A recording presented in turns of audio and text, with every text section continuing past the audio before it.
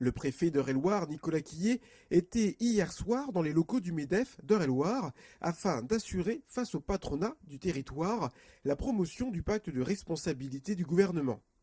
La tâche était délicate compte tenu des nombreuses interrogations, voire objections du patronat sur quelques-unes des 50 premières mesures proposées par le président.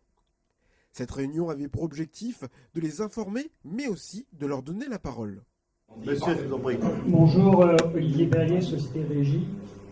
Deux choses sur le CICE. Vous ne faites pas état des augmentations de charges qu'il y a eu en 2013. Moi, j'ai fait le compte. Que les 4% que j'ai récupérés et donnés à mes clients d'un côté, j'en ai perdu à peu près 3 de l'autre côté. Donc voilà le bilan de 2013 sur les aides sociales. Sur la simplification administrative, j'ai une PME qui fait de la chimie. Je ne vous citerai pas d'exemple, mais les relations que je peux avoir avec l'administration sont pires que nulles. Cet échange objectif et sincère avec les chefs d'entreprise permettra au préfet d'Eure-et-Loir de faire remonter au Premier ministre les problématiques soulevées par le patronat aurélien. Un sujet a particulièrement retenu l'attention de l'Assemblée.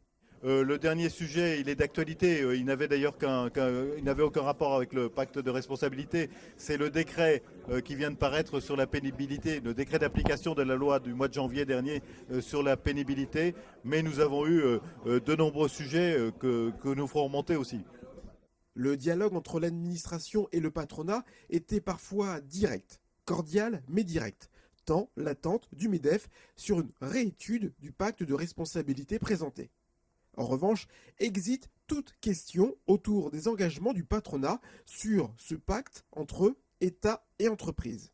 Vous n'avez pas profité de cette réunion pour réaffirmer votre refus à toute idée de sanction si les patrons ne respectaient pas les obligations sur C'est quasi inutile puisque, on l'a dit, les accords de branche sont là pour définir justement toutes les garanties, contreparties, on peut l'appeler comme on veut, qui ont été demandées dans la mise en œuvre du pacte de responsabilité. Donc en fait, chaque branche, et ce qui était souhaité par le MEDEF, qu'il n'y ait pas une mesure unique, deux mesures ou autres, mais que chaque branche, suivant ses spécificités, discute entre ses représentants patronaux et ses représentants syndicaux des mesures effectivement à mettre en œuvre. Sans contrepartie, vous pouvez comprendre que les Français, comme certains syndicats, considèrent que ce soit un cadeau fait encore aux patrons. Alors, j'ai du mal à le considérer puisque des cadeaux faits à qui? Aux entreprises. Les entreprises, c'est qui? C'est que les patrons ou c'est les gens qui y travaillent? Ou c'est les consommateurs qui profitent des produits? Je ne suis pas certain que de faire des cadeaux, entre guillemets, aux entreprises du type je baisse les charges sociales, soit un cadeau fait aux patrons.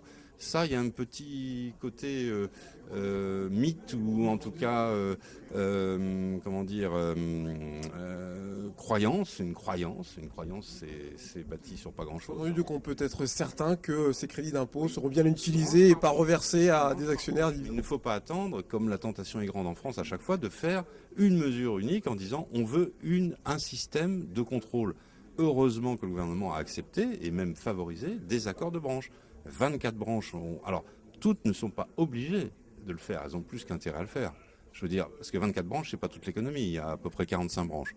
Aujourd'hui, 24 branches ont engagé et une a conclu, la métallurgie, qui est quand même la principale de l'industrie, en se mettant d'accord avec 4 syndicats sur 5, comment les effets et les mesures du pacte de responsabilité seront analysés, contrôlés, etc.